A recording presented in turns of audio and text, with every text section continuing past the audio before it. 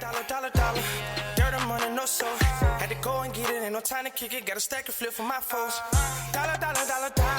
Please tell me you can hear me. Don't turn your back and don't neglect me. Just let me know if you need me. Dollar. Let me watch out for my partners. Keep my money long, get my team strong. Let me run away from my problems. Yep, what's good, original crew, man? We're back on the channel. We got a Just Thought Lounge for us today. Today's video, the disturbing murder of Tammy King.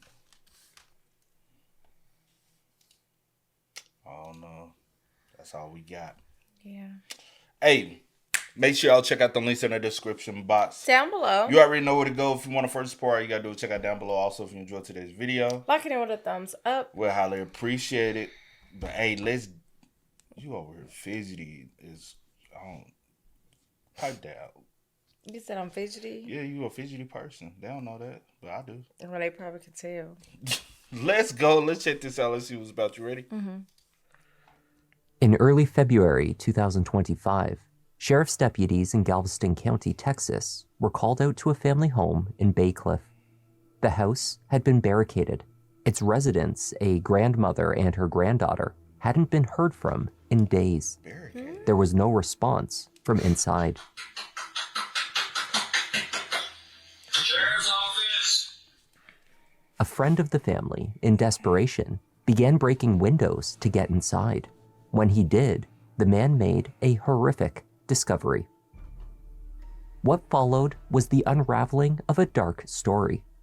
One of love, greed, hatred, and murder.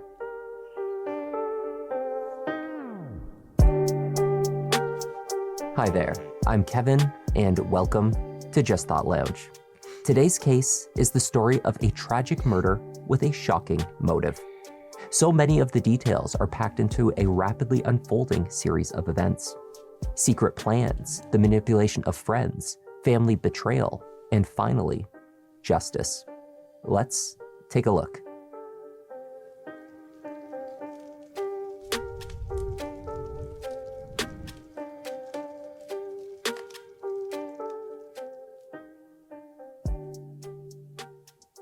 Around 10 p.m. on February 6, 2025, the Galveston County Sheriff's Office was called out to a home on the 4700 block of 15th Street in Bay Cliff.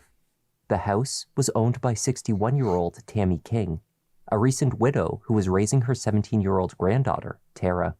Longtime friend of the family, Terry Utton, placed the call to police. My sister-in-law and my grandniece are not answering the phone. They're not answering the door. I'm fixing to break the door in. I beat on the windows. I beat on everything. I've got her son on the other line. And he told me to keep the door in. But that's a big old door. I don't think I'm going to get through it.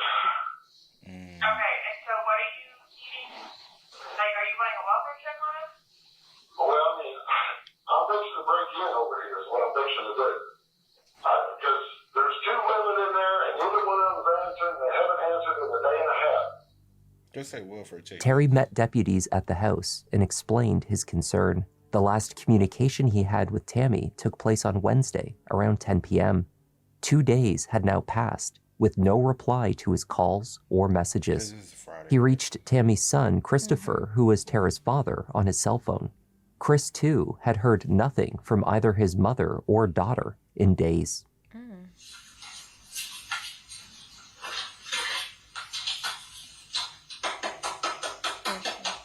Sheriff's office. Based on the limited information available, deputies did not have the authority to force their way into the house. The windows did not provide a clear view inside, and every door was locked. Deputies may not have been legally authorized to push their way in, but that did not stop Terry. He managed to break the glass window on the back door to the property and unlock it. However, when he did so, he found that the tumble dryer from the back room had been pushed directly against the opening, along with... Well, how will somebody be able to get...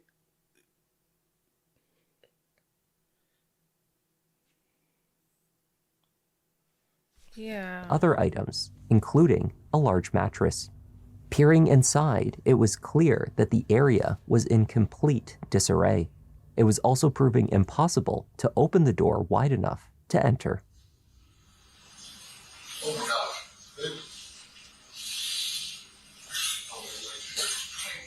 Even more determined to get inside, Terry received permission from Tammy's son to break through the bathroom window. As deputies watched on, that is exactly what he did.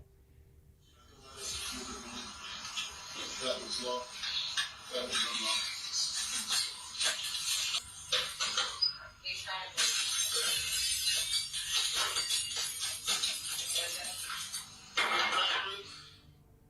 With the assistance of a nearby picnic table, Terry made his way through the window. Yeah, he's gonna go check. Go unlock the front door for us and we'll help you check out, okay? He was inside the house for less than a minute. By the time the deputies walked around to meet him, Terry was coming out the front door, distressed. He motioned towards what he had discovered inside.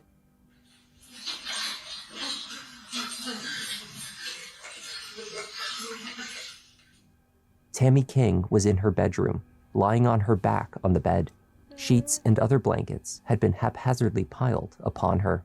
Tammy had a fatal gunshot wound to the head and appeared to have been deceased for at least a day. Terry told deputies that upon seeing Tammy on her bed, he did not have the courage to look into Tara's bedroom for fear that he would find her in the same state. After clearing the house, it was determined that no one else was inside, alive or dead. Oh, So just Tammy, not Tara? just Tammy. How'd Tara get out? Terry Utton had known Where's Tammy Terry? King for over 40 years. They first met in the 1980s when their spouses were siblings. The couples, Terry and wife Sandy, and Tammy with husband Butch, had always been close. In recent years, both Sandy and Butch, sister and brother, passed on. After decades of friendship, the widow and widower developed a romantic relationship. Oh. In the roughly 6 months, Oh. So her husband was his wife's brother and sister. They were brother and sister. Dang, that's crazy. And so now they must. Yeah, probably just out of like grief and mourning and sharing a common connection. yeah, And they done stuff already like that do be bonded.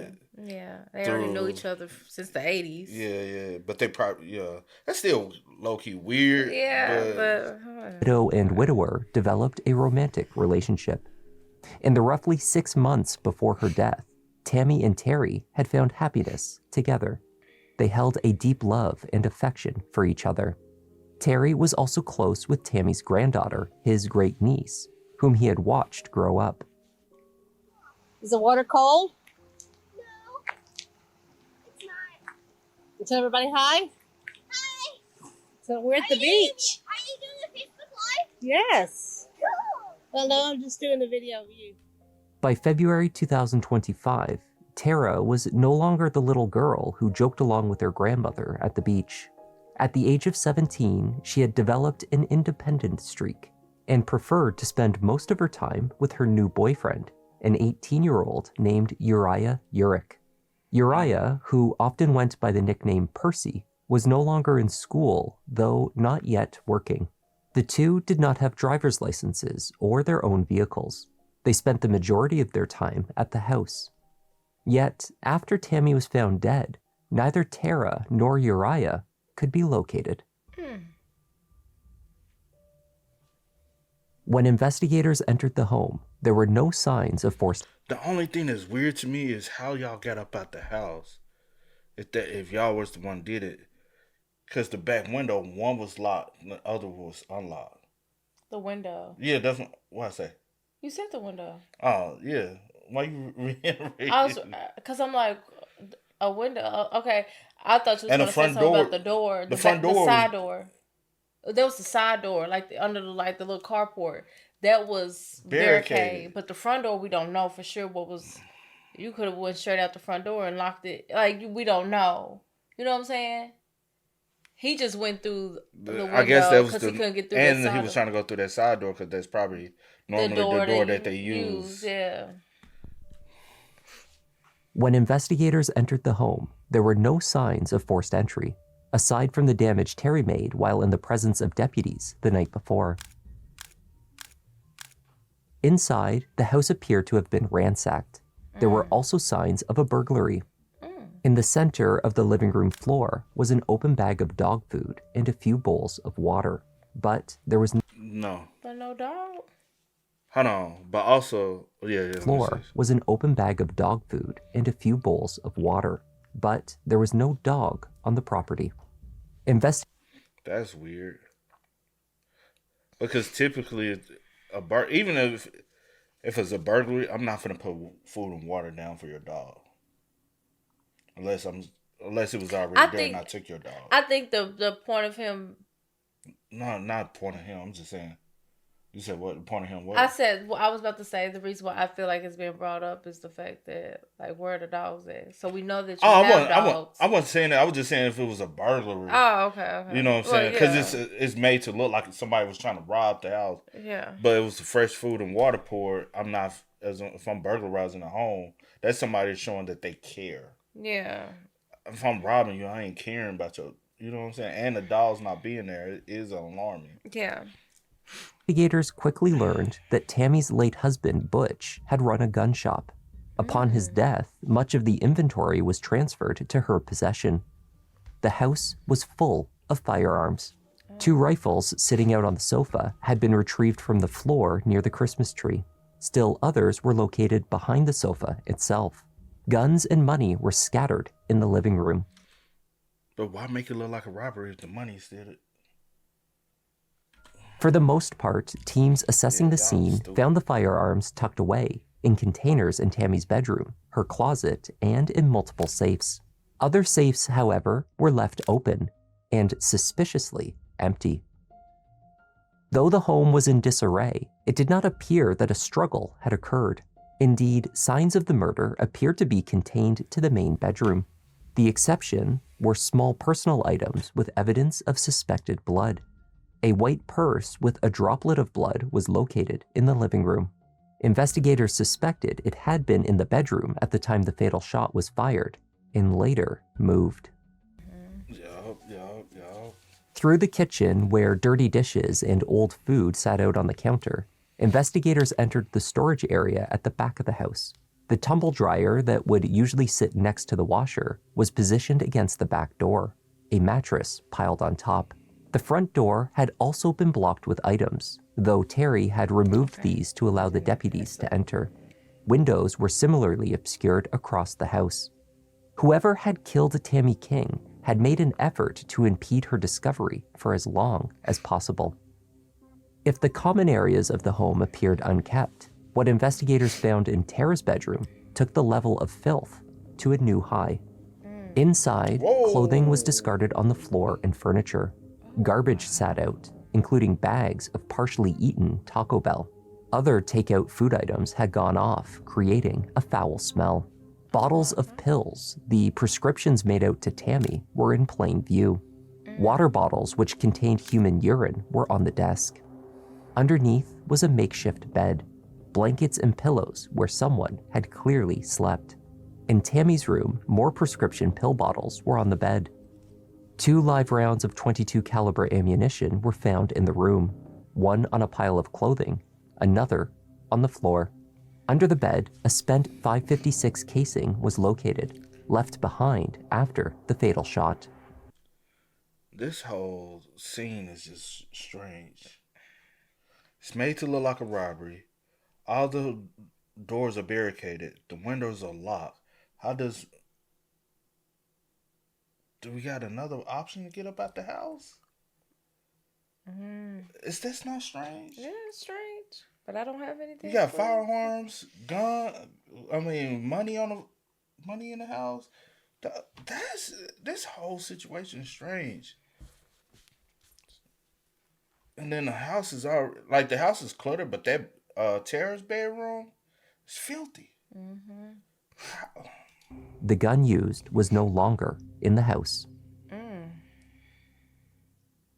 With the house in disarray, safes emptied of their contents, and dollar bills scattered haphazardly amongst the mess, it seemed obvious that a burglary had taken place. Though a number of firearms were found in the house, there were multiple others unaccounted for, including the murder weapon. What was certain at this stage was that no one had heard from Tammy or Tara since Wednesday night, 2 days previous. If the teen had been at home at the time of the attack, it was possible that she too was the victim of foul play. There was no time to lose. The sheriff's office put out a plea for information to the public. As the news made its way across social media, they were contacted by a young man by the name of Rigo. He was a friend of Tara's. He told police that he collected her and her boyfriend Uriah from Tammy's house on the afternoon of February 5th, the day after they believed Tammy had been killed. They had made no mention to him of a burglary or of a murder. Tammy King did not have any security cameras installed at her house. A neighbor across the street, however, did. And that camera caught movement outside of Tammy's home early on the afternoon of the 5th. From a distance, footage showed 2 people walking in the backyard carrying trash bags. They carried items to and from the house. Shortly after, a black sedan was captured backing into the driveway. That vehicle was Rigo's Nissan Altima. Rigo said that he was on the phone with Uriah as he drove to the address, and he was given an odd instruction to remain on the line up to the moment that he arrived. Rigo found this odd, though he had no reason to refuse. Once he arrived, Rigo was further instructed to back into the drive. The couple then deposited items into his trunk. Rigo took the couple and their small black dog named Salem to the parking lot of a local business. There, they were left next to a white Jeep. Another friend named Christian worked at the business and offered to help them out. Christian gave Tara and Uriah a place to stay. In exchange, they offered to pay him in cash or guns.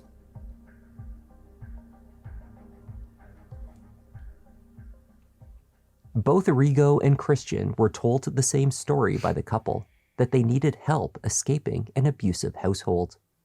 Tara's grandmother, they were told, had been physically and emotionally abusive to both of them. They posted on social media asking for assistance from anyone in their network who could help them safely run from an unhealthy environment.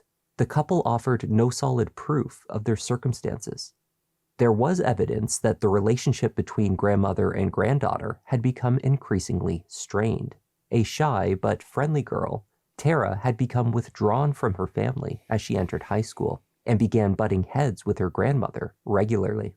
She began skipping classes, then refusing to attend school altogether. Terry reported that Tara refused to engage positively at home and routinely prompted arguments. The real issues began when she started seeing her new boyfriend. Tammy had welcomed Uriah to the house. Family recalled how her home had always been a place of love and acceptance, a safe and supportive environment. In the months before Tammy's death, Uriah began to spend more and more time there. Tammy established rules for their time together and a curfew for the young boyfriend to go home each night. But it seemed that these rules were not always followed, and the teens expressed increasing anger over Tammy's enforcement of these rules. I think we all could have saw that from a mile away. Yeah.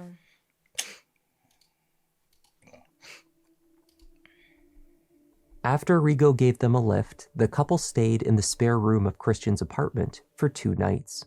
He told police that they seemed to display unreasonable levels of paranoia, claiming that they believed the police were always at the door. By request, Christian drove them to a local Walmart where the couple purchased multiple boxes of hair dye. Abruptly, on February 7th, the same day that Tammy was found, Christian returned home from work and found that the couple had taken off, leaving their dog behind with a neighbor. And they left behind more than just little Salem. When law enforcement eventually tracked them to that location and searched the spare room in Christian's home, they found a scene consistent with the room Tara left at her grandmother's house. No bottles of urine, but bags of takeout food, multiple firearms, and containers Y'all of some filthy, ammunition. dirty motherfuckers. A pill bottle with Tammy's name partially visible on a torn label was amongst the trash. I wonder what kind of medication she was prescribed.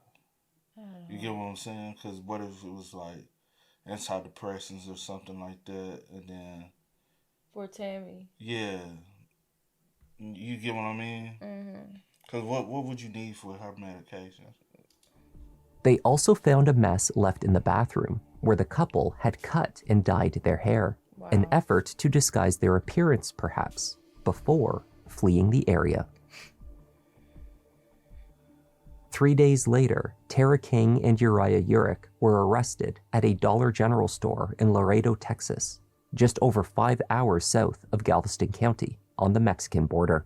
After altering their appearance and abandoning their dog along with many of their other belongings, the two hitched a ride with a 35-year-old drug dealer named Travis Hodge. Travis accepted the teens' money for the ride and sold them methamphetamine.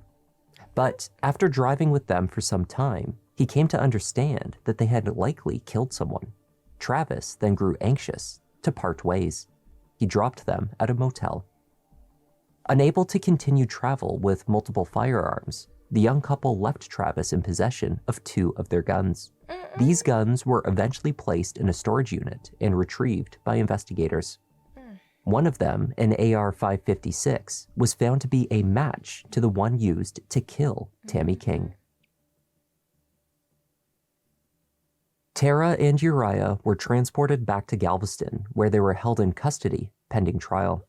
During this time, the truth behind this unthinkable crime began to take shape.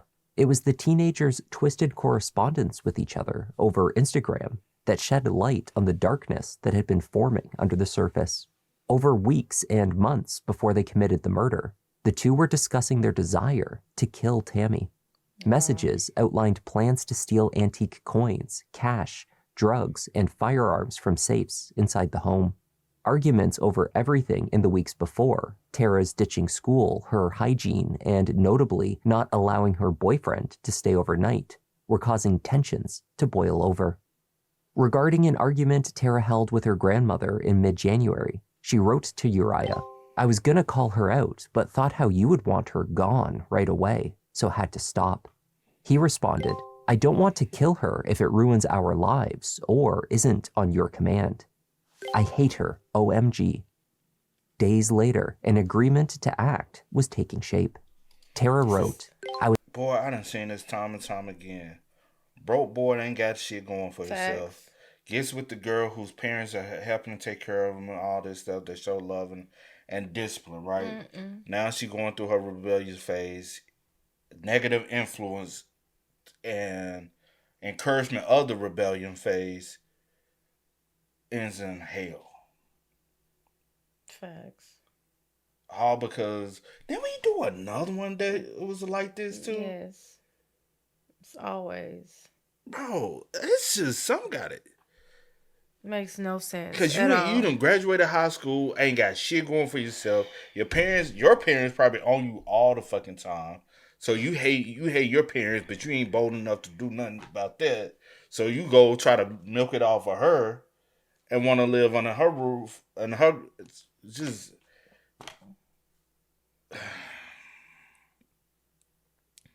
And she already trifling, lazy, dirty, stanky, musty, crusty. Don't clean up after yourself. Mad having arguments with your grandmother. So she's telling you about your hygiene. She's telling you, like... You ain't clean your room, so I know you ain't cleaning your body. Trying to implement rules for her household that you need to respect. She raising you. Obviously, you got parents. They ain't raising you, so you can at least be appreciative that your grandma is the one who took you in. Other than that, she could have told the state, come take her. I can't do nothing with her. I don't want her. I raised mine. They ain't raising theirs. Then you would have felt some type of way. Days later, an agreement to act was taking shape. Tara wrote, "I was having a panic attack. I know, I'm so sorry. I didn't shoot her because I thought you'd regret it later. What? I would regret it because I want to kill her." What? Oh, wow. 10 days before Tammy was killed, Tara wrote that she had been tempted to stab her to death. Uriah advised his girlfriend that she shouldn't attack her grandmother with a knife in case she fought back. It would be better, he thought, if they did it together, writing, "Let me handle it. I disable her, then enable you with a weapon." He ended that particular message with a smiley face. Wow. These messages continued up to the day that Tammy died. One of Uriah's final texts read, "We ride at dawn." The couple described the murder as the start of their new life together. After, they took a series of brief videos around the house as they packed their bags, grabbing pills, guns, and Tammy's bank cards. Transaction records from Tara's Cash App showed numerous transfers of funds from her grandmother's accounts into her own. At first, there were attempts to move over amounts as high as $10,000 at a time. When this failed, multiple other, smaller transfers followed. $200, then $300, then $50. On the morning of February 6th, one of Tammy's bank accounts was successfully linked directly to Tara King's app, allowing her to access the funds freely. Notably, transaction history from before Tammy's death revealed a grandmother who never refused a reasonable request. $50 for a new phone case, another $30 to order takeout, for example. By all accounts, Tammy was a proud grandparent who was trying her best to navigate through a challenging period in her granddaughter's life. Her aim was to raise Tara responsibly. So everybody hi? Hi. So we're at the beach. Are you doing a Facebook Live? The teens' assertions to friends made in their attempt to garner assistance after the murder that Tammy had been abusive proved false. There was never any evidence of Tammy being anything. Only time Tammy is when she didn't get her way. That's discipline. That ain't abuse. If she told her to clean up, she told her to take a bath, wash your ass. Because I know what that room stank, her body stank. What you said? That's the only thing. And I was having a panic attack. You probably had things that you had to do around the house, didn't want to do probably beforehand, and it got even worse when this when this boy came into your life. Honestly, 18, graduated high school, this man came into your life. Okay, that's how society look at it. Okay, man, mindset, boy. When I was 18, I was told I was a grown ass man, not just by my mom, but by society in the world. Facts. You 18 now, you grown. Yeah, but anyway, when this dude came into your life, that's my point. But yeah, and it probably got 10 times worse. But that is so sad, bro. More than a loving, if at times frustrated, grandmother. Uriah Urick stood trial for capital murder in November 2025. Prosecutors painted a picture to the jury of a young couple in love and desperate for independence. So desperate that they desperate for independence, they could have walked out and he how is this desperate for independence? They weird. Just laziness. Couple in love and desperate for independence. So desperate that they resented any restrictions being placed upon them and hated Tammy for being an authority in their lives. At the end of the day, Tara and Uriah could not wait any longer for the money, for the jewels, for the guns, and to be together. And what could have been just waiting a little longer to be teenagers in love turned into capital murder. Terry Utton told the jury about the sweet woman that he had known. The last night. Oh, they in Texas, right? Technically, this could be a death penalty case. Capital murder, also robbery, burglary. And with guns. They could. I wonder if they're going to charge him with everything for. Yeah. Terry Utton told the jury about the sweet woman that he had known. The last night that he spoke with Tammy, she had messaged about her frustrations with Tara. He believed these spats were nothing more than the result of standard teenage angst, a phase that they would work through and perhaps laugh about later. He believed Tara to still be the child that he had always known, quiet and shy, but a very sweet girl. Uriah, who he knew as Percy, had a curfew of 10 p.m. imposed by Tammy. The teens often asked Tammy to push this an hour or more. Terry sometimes coaxed her to be lenient. Some nights he would hear noises coming from Tara's bedroom after the time that Uriah should have gone home. Terry did not know at the time that the young couple were skirting the rules, and he certainly didn't know what they were planning together late at night. There was times I could hear things that in the other room and stuff, but I never got up and went and looked to see what was going on. So you heard some noises, but you never checked. It sounds like to give Tara some privacy. Correct. Travis Hodge made a deal with the state to testify against Uriah Urick, as well as in Tara's trial when the time came. He agreed to 10 years in prison for his role in their escape to the border, as well as additional drug and gun charges. He told the jury that he sold meth to Uriah on a handful of occasions prior to agreeing. How he get 10 years if previously he had no knowledge of their escape? I mean, of their crime. Or did he? That's why I'm like, you had to know something Maybe for them he to told give you him some time. Because they already knew each other. It's just that to me. That's and then I wonder, is it also because he left the two weapons? But you turned all that in, and I mean, yeah. And honestly, if I didn't, that's to me. Maybe I don't know. Maybe it's because unless you ain't got no good lawyer. I don't know. Maybe that's what it is. I don't know, but yeah. Cause most people they get dropped, right? I don't know, but I guess it's because it's about prior knowledge. Yeah. Because if I don't have if somebody just say for instance, one of our cousins is go commit a crime, and they up here they're like, hey, cuz, can you take me somewhere? You take them. I'm like, how you get up here? Let me just say your cousin, since you got other cousins up here, that you know what I'm saying. He was over at your other cousin's house. Just say for instance, he came up here, commit a crime. He was at your other cousin's house. Be like, oh, you got something to do? Can you? And you like, yeah, we can take you because we going back that way anyway. We'll take you back home. We take him back home. Police pull us over. Take him back home to where he lived at, or take him. You know, take him back home because we going back home. So he was like, yeah, you can ride with us. We going back home anyway because it's holidays or something. We going back home anyway. Kind of find out we get back home. He was like, yeah, man. I just went down and.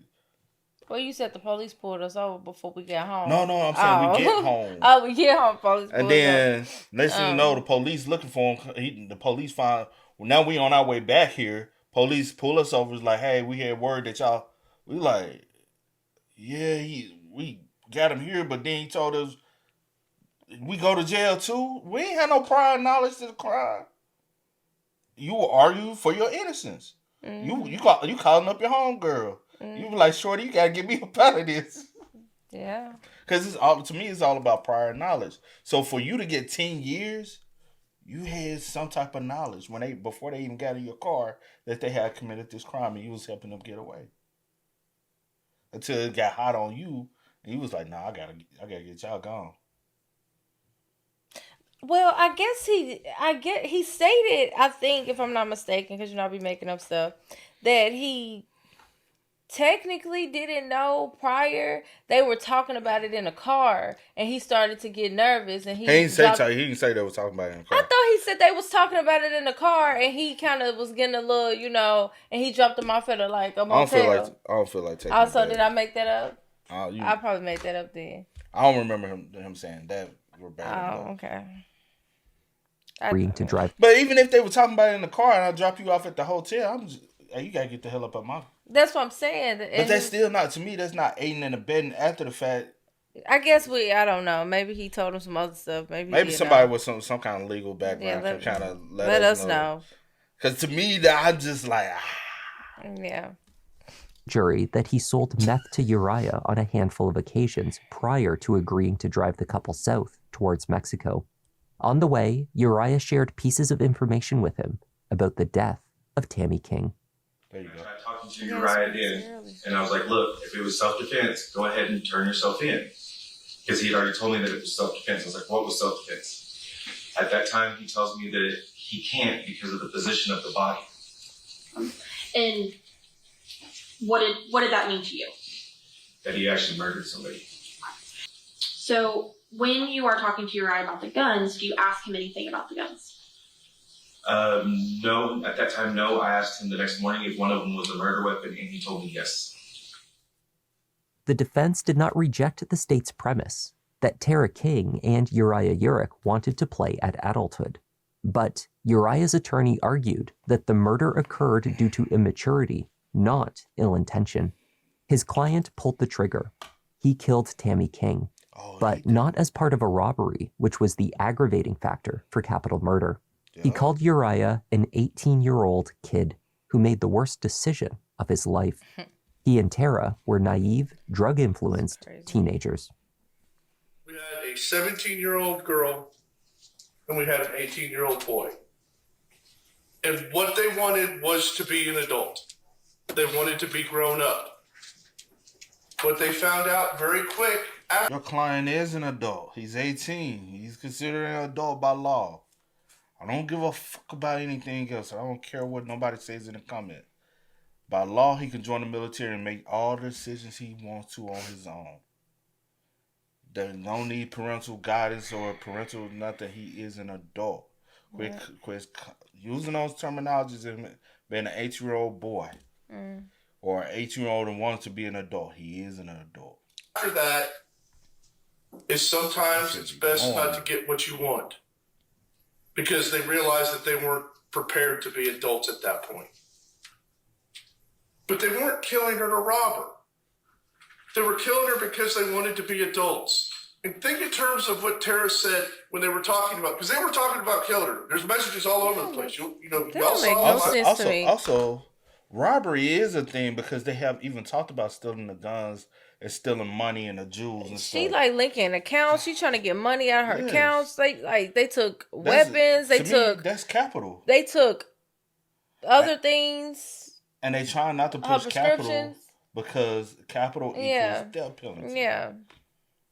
But and the fact that he keeps saying, "Oh, they did it because they want to be adults." Shoot, I wanted to be an adult too when I was younger, but I wasn't thinking about taking nobody's life to do it. Like, I'm confused. I'm so confused. Like, that makes no sense to me. But go on. When they were talking about, because they were talking about killing her. There's messages all over the place. You know, y'all saw them. I saw them. They were all there. But what did Tara say was one of the things that she wanted to take with her? Her stuffed animals. Oh, God. She realized very quickly, as they both did, they were not prepared for this life. They couldn't drive. They didn't have jobs. They had nowhere to live. Tammy King is dead because she had to be a mom and they wanted to be adults is so disrespectful to Tammy King's life. That's facts. After deliberating for about 3.5 hours, the jury of 9 women and 3 men returned a guilty verdict on the top charge of capital murder. We, the jury, find the defendant Uriah Lee Urick Jr. guilty of the felony offense of capital murder as charged in the indictment. Signed by the court. The conviction carries an automatic life sentence without the possibility of parole. Tara King has also pleaded not guilty. As of the publication of this video, she is scheduled to stand trial in January 2026. Oh, it just started. Yeah. It just happened in 2025. Oh, yeah, Tammy's family wrote that her legacy is one of love, kindness, and strength, and that her memory is a source of comfort and inspiration to those who loved her.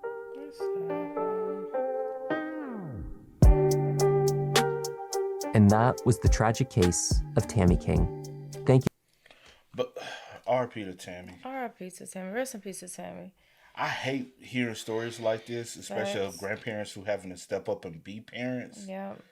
And the grandchild out of the stupid.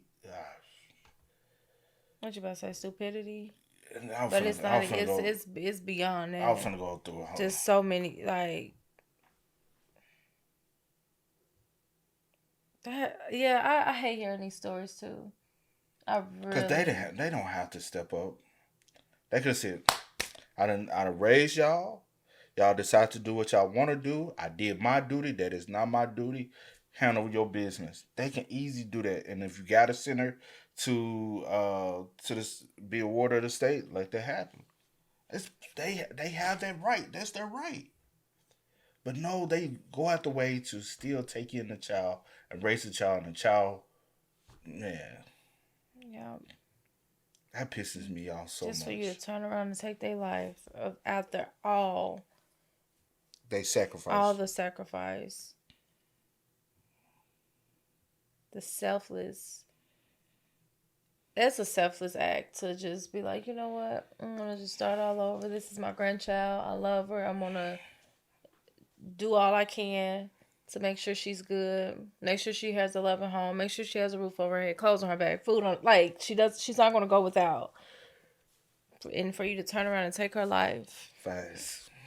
Stupid. it's an evil act. Evil. Yeah. Hey man, y'all spam us up in the comments. Y'all let us know y'all thoughts in the comments down below for us. But until next time, y'all know how it go, man.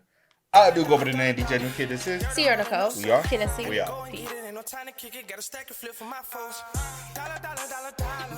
Please tell me you can hear me. Don't turn your back and don't neglect me. Just let me know if you need me. Dollar, dollar, dollar, dollar. Let me